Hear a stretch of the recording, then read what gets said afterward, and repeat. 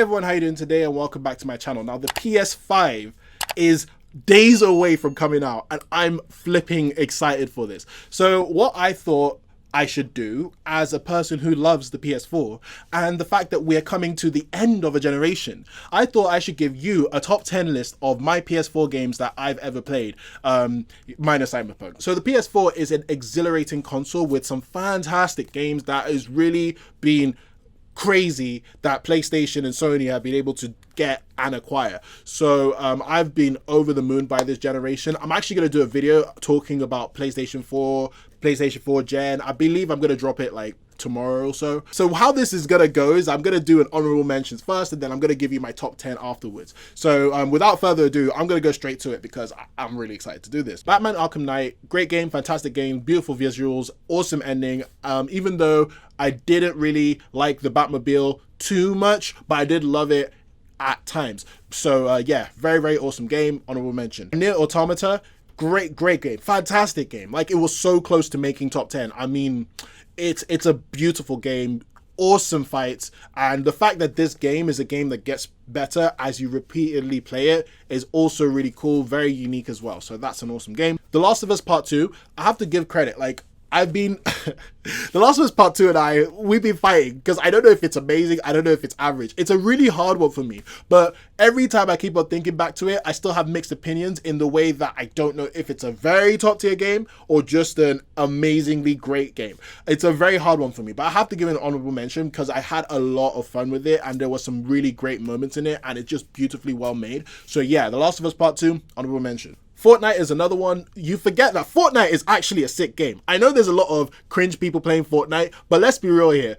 When it came out, Fortnite was a great game. The fact it was even free as well makes it an even more fantastic game. So I have to give credit for Epic for making something so cool. So yeah, Fortnite is also an honorable mention. Bloodborne. Now, the reason why I put Bloodborne as an honorable mention is because I did not go far in Bloodborne. I got my ass beat a lot in Bloodborne. Screw Bloodborne. But I have to give credit, like, it's still a really good game, even though yet again I have not gone that far, but a lot of people say it's a really generational game and all that, so I'm going to put it as an honorable mention just out of respect for those people. But in all honesty, I need to go far in Bloodborne. I'll try again. I'll try again. God, I'll try again. Uncharted 4. Now this one, I feel bad for Uncharted because it was so close for making my top 10. Like, I think this would have been number 11.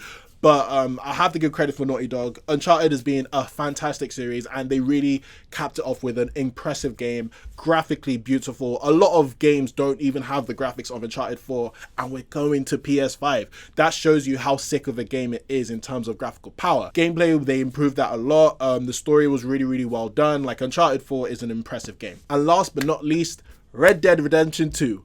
What? Okay, I know what you're thinking. You're probably thinking I'm smoking something crazy, but hear me out here. Hear me out, right? On a normal day, right, Red Dead Redemption 2, I played about, I think, a third of it. I've completed a third of the story. On a normal day, really and truly, Red Dead will probably be in like my top 7. But I want to actually take my time and finish a lot of Red Dead before I now put it on the list. As Cyberpunk is not out yet, and that's a PS4 game technically, I'm going to do a redone list with Cyberpunk done and Red Dead done and maybe some other games even completed. So maybe in like early 2021, I'll do a redo to tell you that, okay, maybe Red Dead should have been on the list or something like that. But Red Dead is very impressive. Rockstar has killed it again with that game. Graphically beautiful, awesome gameplay, deep story. But yet again, I want to finish it first before I put it on the list. So I apologize. Don't get mad, all right? Okay, so the top 10 list, top 10 games. What a way to start, right? Top 10 list, all right. Number 10 is Horizon Zero Dawn. Horizon, this one surprised me because Horizon came out at the wrong time for me. Like, it came out with Breath of the Wild like a couple weeks later, and I had a problem with it because I kept on comparing Horizon to Breath of the Wild. For example, I'll run up to a rock and then I wouldn't be able to climb it. I'll be like, oh, you can do that in Zelda. I'll be looking at some mountains and I want to jump off. I'll be like, oh, I can't jump off because I die. You can do that in Zelda. Like, you know what I mean? Like, I kept on comparing it a lot to Breath of the Wild. But when you look at the game as is, it's actually a very fantastic game, an incredible open world game with beautiful visuals, a really cool main character in Aloy. I loved her. She was awesome, man. Like, I did not expect her to be that cool, but she was actually really dope. And also the story was really engaging as well. And also you have to give credit to the imagination of the developer Guerrilla Games for making something so brand new and unique. I mean, who would have thought about making mechanical robots as your enemies, and you have to fight them with bow and arrows with different mechanical upgrades on those bow and arrows and traps. That is so dope, and this is the type of stuff that I love from PlayStation, what they do. So I'm really looking forward to the sequel. I think it's going to be amazing. And yeah, Horizon Zero Dawn is my number 10. Number 9, Overwatch. Now, this one I did not expect to be on my top 10 list, but when I think back to it and the fun I had with Overwatch, I did have a lot of fun with Overwatch, so it had to be number 9. Overwatch, to be honest with you, when I first played it, I thought it was not worth the money, as good as the game is, but over time is when it started to build up that, the amount or the value of the game. And I can't lie, I had a crap load of fun with all the characters, the different game modes. Like, it's just so awesome, and it was the first like team-based shooter I really delved into. And the fact that, to me, that year it beat Uncharted, like, in my personal opinion, as a better game, I did not expect that. I did not expect that. I played hours and hours and hours of this when it came out in summer. I'm hoping I could delve back into it in Overwatch 2 and actually spend way more time on that. But Overwatch, I have to give credit. It was a fantastic shooting game with very, very cool characters and different mechanics that are so awesome for each one of them. So yeah, Overwatch is my number 9. Number 8, this is a recent game, Final Fantasy VII Remake. Dude, I don't think you understand, right? I was smiling from beginning to end at Final Fantasy VII Remake. It was such a great game. And a lot of people might argue and say that Final Fantasy VII wasn't that good, and they'll give their points, and I'll understand why. But for me, this was everything I wanted from a Final Fantasy game, because I don't really play Final Fantasy like that, but this one made me a Final Fantasy stan that is looking forward to every single Final Fantasy property that's coming out. I love the characters, I love the story, I love the gameplay, I love the visuals. Like, everything about Final Fantasy VII was just so well done. Yeah, it can be improved in some things, like, you know, the background textures, and I guess sometimes the voice acting, and sometimes it could get a bit too anime, but I really, really love this game. Like, it is such a fantastic game, and I need part 2 quickly. Like, I need it. Like, I'm not even trying to play Final Fantasy VII because I just want to play the remake so badly. That's how much I love this game. Number 7 is another recent game as well, which is Ghost of Tsushima. Now, Ghost of Tsushima, I'm a bit annoyed with the critics that they gave it such low scores, because this is a fantastic game. I think that this is definitely the best open world game that Sony has made. Like, I can't really think of anything. Oh, wait, there is one, and it's on this list. But other than that game, which is coming up, Ghost of Tsushima does everything right. It basically gets Assassin's Creed, right, and Dark Souls, and mixes it together to give you one perfect package. And also, right, it gets Assassin's Creed done well, especially in an age where Assassin's Creed has gone really historical. Ghost of Tsushima embraces that Assassin's Creedness, if that makes sense, in Assassin's Creedness, and refines it to a T. Feudal Japan did not look any better, and also the characters are really cool, and I did love the story so much. Determining if you want to be the samurai or the ghost was a really lovely aesthetic in the game. I loved it. Everything about this just screamed Game of the Year contender for me. And honestly, this is my Game of the Year contender so far.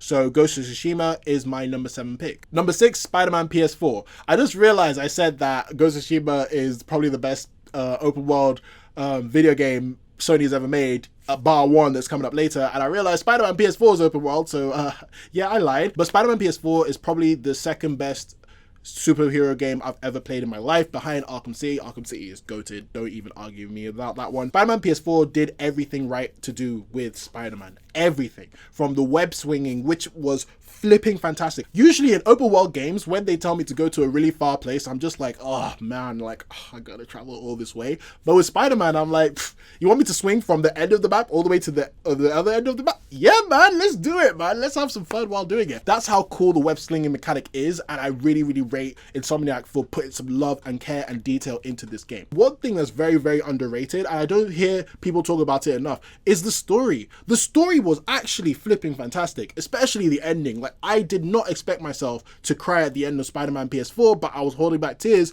because it was that fantastic of a story. A lot of what makes the story so good is that they learned a lot from the other movies and they put their own spin on it in Insomniac Games to give us something spectacular. Also, it's visually amazing, by the way. I don't hear people talk about that enough as well. The game is visually impressive as well. But all in all, like, Spider-Man was perfect. Yuri Lothar, like, I said his name wrong, but Yuri, right? He killed it as Peter Parker. It was so perfect. I think he's probably the best iteration of Peter Parker.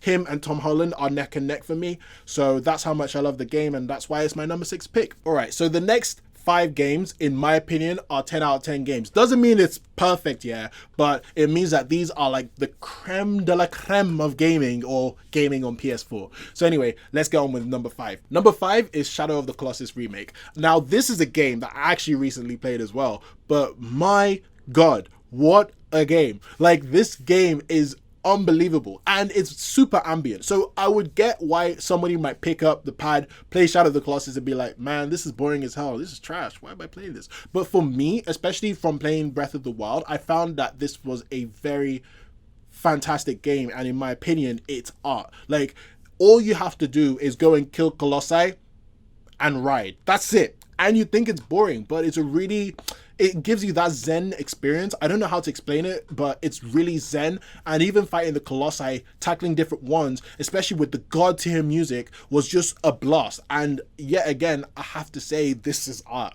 So Shadow of the Colossus is my number 5, or my 5th pick for top 10 games. Number 4 is The Witcher 3. Now, I'm going to be honest with you, right?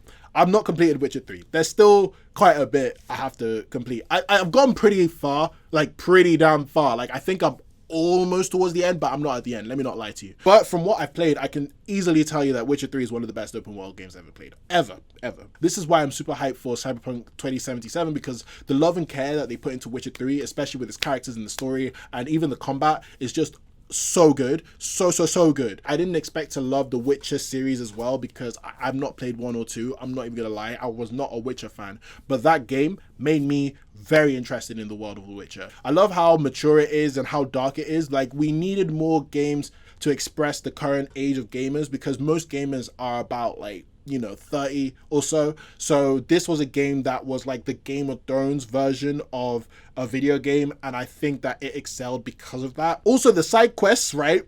Best side quests ever. Best side quests ever. These side quests are so good, it takes you away from the main story for a minute, because you're just like, I don't even know if I want to complete the main story, because the side quests are just lit, man. Especially Bloody Baron. Bloody Baron, mwah, chef's kiss. So yeah, man, Witcher 3 it's goated. It is goated. It is such an impressive game, and I feel like by the time I finish the game, it might even rise higher, but as of now, it's my number 4 pick for top 10 games ever. Number 3 I'm happy to say it's Persona 5. Oh my God, Persona 5, man. Persona 5. Oh mate, I did not expect to love Persona 5 as much as I did. And it's funny because when I heard about Persona 5, I thought, all right, cool, this is a turn-based RPG, it looks pretty cool. And then everyone was like, oh, this thing's amazing, this thing's incredible. I'm like, man, you're overrating it. It's a turn-based RPG. How good can a turn-based RPG be?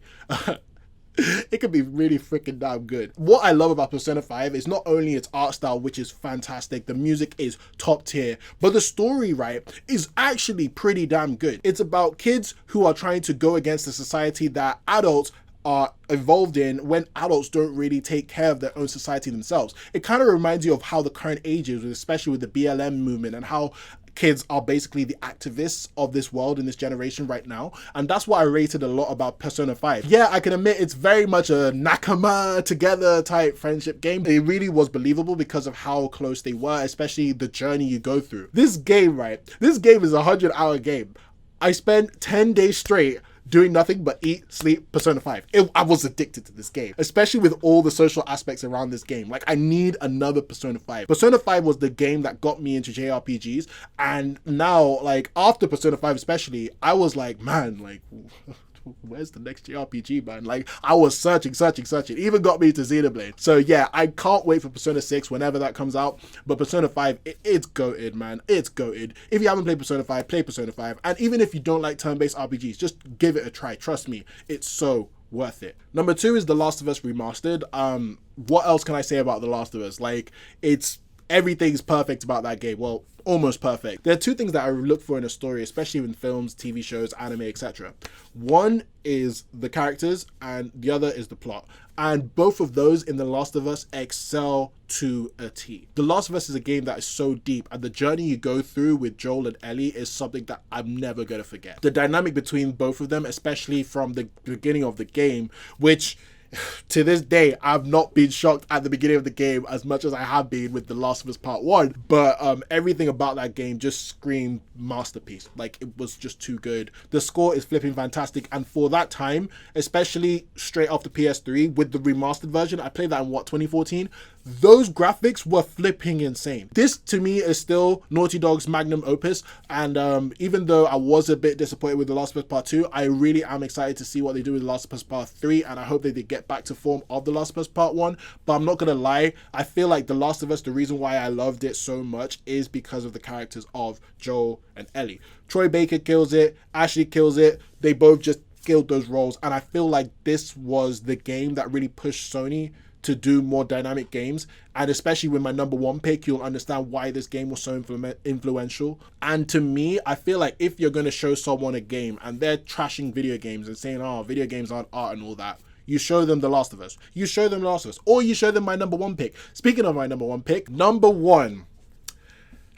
You guys know what it is. It's God of War, man. It's God of flipping War. Let's talk about God of War for a minute. So I played 1, 2, 3, right? And I was like, oh, okay, these are a lot of fun games, but there's not really a lot of depth to Kratos. And that was what the director, Cory Barlog, said about Kratos. He's like, how do we make Kratos likable? Because Kratos, I love him, yeah, because, well, back then I loved him because he was vicious, but let's be real. As a guy, he's not pretty likable. And the fact that we've grown up to play more refined games and more like deep narrative games, it was a very hard task for Sony Santa Monica to do. But I can't believe that they made Kratos human. I did not expect to see Kratos as a human. Even Kratos going through all his flaws about what he did as the God of War, and Atreus trying to build him, bring him back down to humanity, was so good. It was so beautiful, man. Like, this story was mainly about the journey, let me not lie to you. Like The Last of Us, right? Like, this is why I mean by The Last of Us is very influential.